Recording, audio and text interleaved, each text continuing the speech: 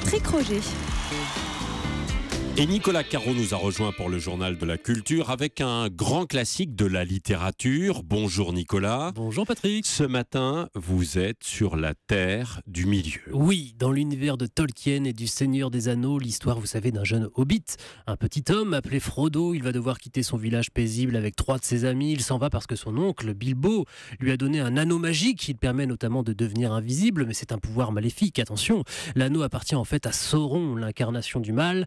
Il ne faut pas qu'il le retrouve, sinon ses pouvoirs risquent de décupler. Les hobbits doivent donc fuir. Ils sont poursuivis par les cavaliers noirs, des spectres pas vraiment sympathiques. Et voilà, l'aventure commence. Frodo va croiser la route de nombreux personnages et vivre de nombreuses péripéties. Oui, parce que Tolkien, c'est un univers en tant que tel, entier. Oui, il a effectivement inventé des peuples, mais aussi des langues, imaginé des traditions qui vont avec et les différents paysages de son monde. C'est un travail très très impressionnant. Quand a été publié précisément Le Seigneur des Anneaux ? En 1954, mais c'est en fait une suite, la suite de Bilbo le Hobbit, une histoire inventée pour ses enfants, comme nous l'explique Vincent Ferré, spécialiste de Tolkien et professeur de littérature comparée.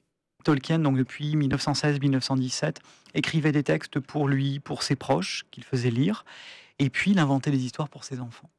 Et parmi les histoires qu'il inventait le soir pour endormir ses enfants, est né un jour un petit personnage qu'il a appelé Hobbit. On ne connaît pas très bien l'origine du terme, on considère souvent que c'est lui qui l'a inventé, Hobbit. Et ce personnage a vécu une sorte de conte, vraiment un conte pour enfants, mais qui petit à petit a pris de la hauteur et est devenu plus dramatique. Et devant le succès extraordinaire de ce livre en 1937, publié un petit peu par hasard, l'éditeur anglais a demandé à Tolkien une suite. Et on en parle encore, et plus que jamais d'ailleurs oui, depuis quelques années. Effectivement, l'enthousiasme n'est jamais retombé. Il y a eu les adaptations au cinéma, de nombreuses œuvres s'en inspirent aussi, comme Game of Thrones, par exemple, c'est le même esprit. Et pour célébrer les 60 ans de la parution du roman, une nouvelle traduction des 3 tomes du Seigneur des Anneaux a été amorcée l'année dernière par les éditions Christian Bourgois.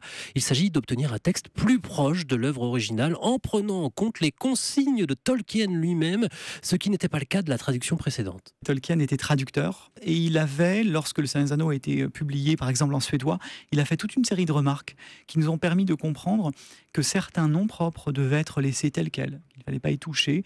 Par exemple, Saruman, il ne faut pas toucher du tout à l'orthographe. C'est un nom qui rappelle le vieil anglais, qui a une signification en vieil anglais, donc on le laisse tel quel, pour suivre les indications de Tolkien qui vont toujours dans le même sens, faire sentir au lecteur que les noms propres sont une marque du passage du temps.